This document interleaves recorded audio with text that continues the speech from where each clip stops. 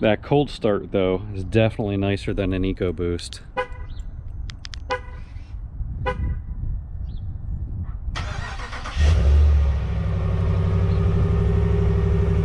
So as you guys might know, I just recently came from a 2018 F-150 XLT package. It was the 2.7 liter EcoBoost, and today we're going to be doing a very quick, very initial review of what I think of the 2021 Laramie with the 5.7 Hemi. I did get the eTorque option.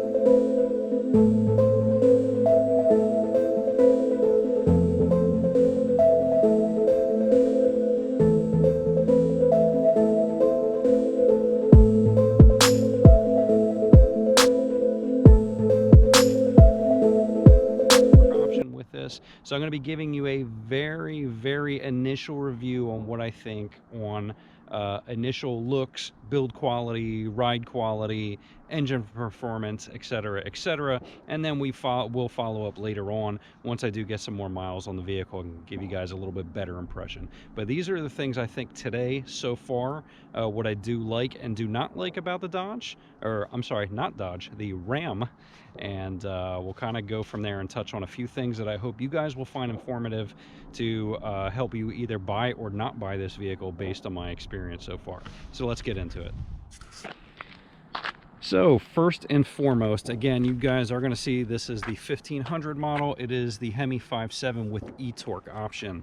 You are going to see this is the crew cab. It does have the sport appearance package. My F-150 did also have a sport appearance package.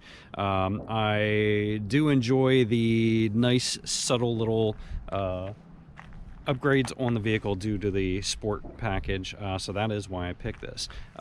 Typically I do not like the Ram grills.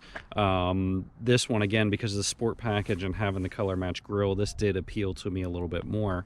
The hood, you will see it does have a sport hood. It has a plethora of faux vents. At least I'm pretty sure they're faux. I don't see any light through there. So you're going to see the vents up on the front of the hood, and then you're going to see it's probably like a 2.5 inch cowl in the back, and then you're going to see some more faux vents with the logos on. I believe some other items with the sport package was probably the color match mirrors. Don't quote me on this though. I'm not entirely sure without looking at the window sticker. I am not familiar with Ram at all, so this is going to be going off the top of my head from basic new ownership. Some of the other packages, this thing had like $16,000 worth of upgrades in it. You're going to notice the 22-inch wheels. These are gunmetal with a machine lip wheel. It also has the self-retracting step boards, which is a nice add-on. You see the boards come out, and the boards will eventually go in after a couple seconds. They tuck back up. So far, I do really enjoy these. It makes the vehicle look a lot more sleek. I have heard some complaints, at least from Ford owners, that those step boards do not always retract very well, so you may have to go through and clean and re-lubricate those every once in a while because you may get salt and some other random buildup in there.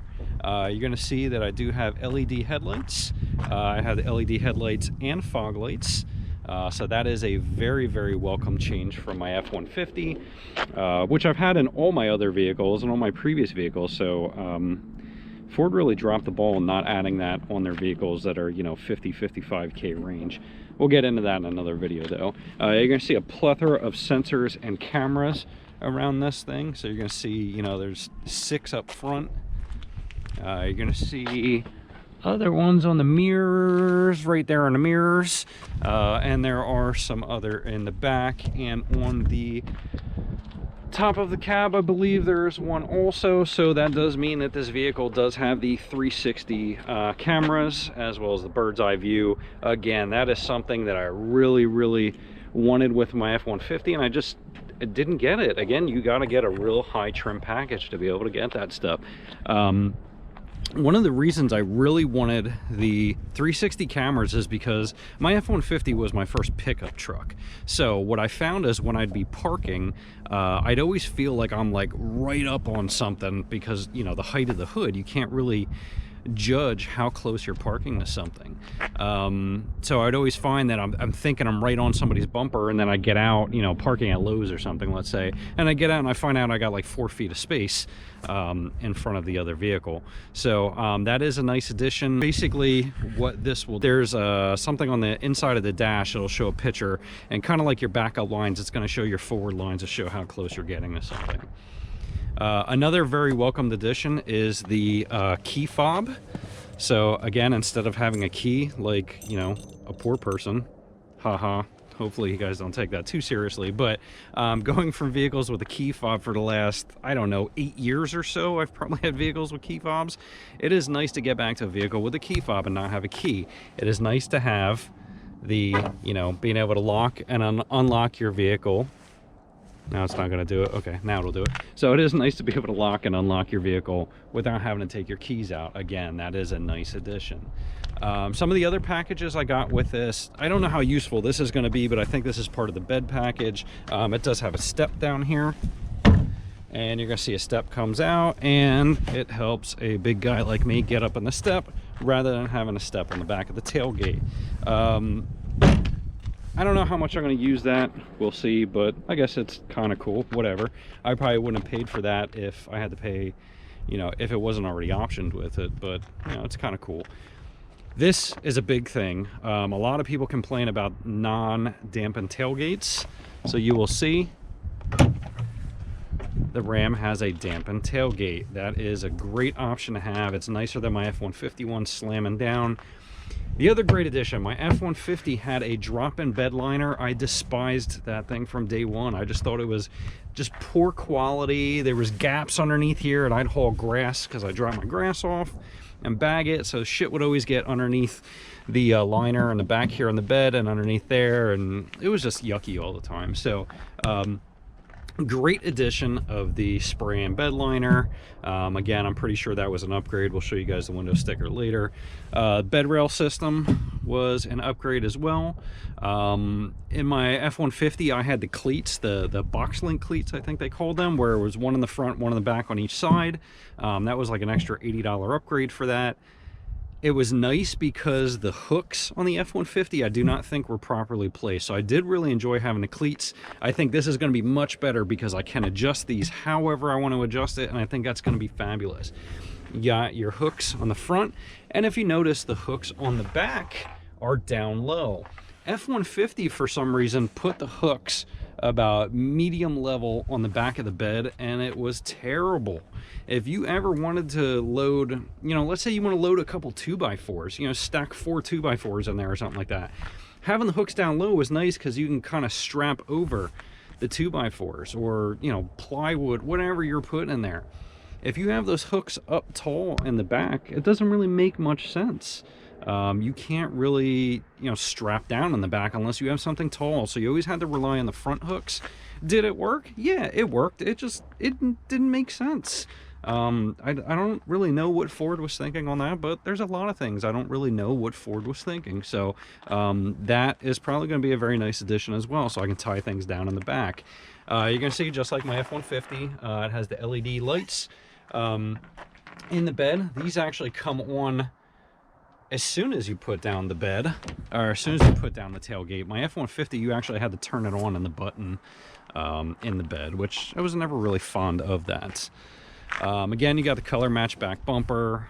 That is a nice addition. I think that's another sport package thing. The sport sticker on the side I can do with or without. The mirrors I will touch on. So I think the mirror is probably a little bit better design. On my 21 F150, I did decide to order it with the tow mirrors. Obviously, I didn't get the 21 F150 for other reasons. You can see my other videos. This did not have the tow mirrors, but I gotta say, I think the mirrors are better designed on this. If you notice, they stick out pretty far. I do think that the design of the mirror and the width of the mirror allows for better visibility out of the back of the vehicle. So I'm gonna give a thumbs up to Ram for thinking out the mirrors a little bit better. I believe if I would have got the tow mirrors on this, I would have lost some other options. This does have the auto fold-in mirrors. And I'm going to show you this because this is actually kind of funny as well. So it does have the auto fold-in mirrors, which I think is a cool option. But let me show you what happens with the auto fold-in mirrors. Right here's your button, and we'll wait till the... Okay, there we go. Listen to this. All right, if you heard it, it actually slapped the glass right there, and the other one slapped the glass. So that is a little bit of a fail, and you'll see as it actually kind of moved away, it sucked away from the glass.